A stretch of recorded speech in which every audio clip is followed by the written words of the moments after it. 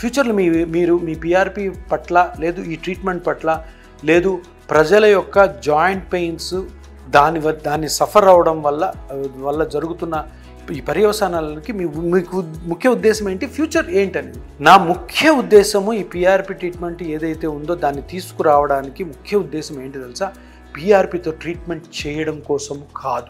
నా ముఖ్య ఉద్దేశము ఎవరైతే దీని నుంచి బాధపడుతున్నారో వాళ్ళని ఈ ట్రీట్మెంట్ తోటి బయటికి తీసుకొచ్చి, ఎవరైతే ఈరోజు బాధపడడం లేదో రేపొద్దున వాళ్ళ మోకాళ్ళు అరుగుతాయి, వాళ్ళ షోల్డర్ అరుగుతుంది, స్పైన్ ప్రాబ్లం వస్తాయో వాళ్ళకి ఒక ముందు జాగ్రత్త చర్యగా ఎలాగా ఆ నొప్పుల నుంచి మనము దూరంగా ఉండాలి అని చెప్పే ప్రయత్నమే నా ఈ ముఖ్య ఉద్దేశం, ఇపియాన్ యొక్క ముఖ్య ఉద్దేశం.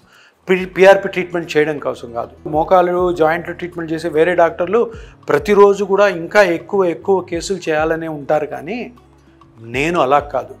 నేను అనుకున్న దాని ప్రకారం ఇంకొక 10 సంవత్సరాల్లో ఏ ఒక్కరు కూడా జాయింట్ పెయిన్లతో ఏ డాక్టర్ దగ్గరికి వెళ్ళకూడదు. 10 సంవత్సరాలు చూడండి జరుగుతుంది. ఎందుకంటే ఈరోజు నేను చెప్పేది ఒకటి, మోకాళ్ళు అరిగిపోయి నొప్పి వచ్చిన వాళ్ళు పిఆర్పి ట్రీట్మెంట్ తీసుకోండి. కానీ మీరు ఈ ట్రీట్మెంట్ తీసుకున్నప్పుడు ఎవరెవరైతే మోకాళ్ళ నొప్పిలో లేకుండా ఉన్నారో వాళ్ళందరికీ చెప్పండి కొన్ని జాగ్రత్తలు. నేను ఏవైతే ట్రీట్మెంట్ చేసిన తర్వాత మీకు జాగ్రత్తలు చెప్తానో అవే జాగ్రత్తలు ఒక 100 మందికి మీరు చెప్పండి.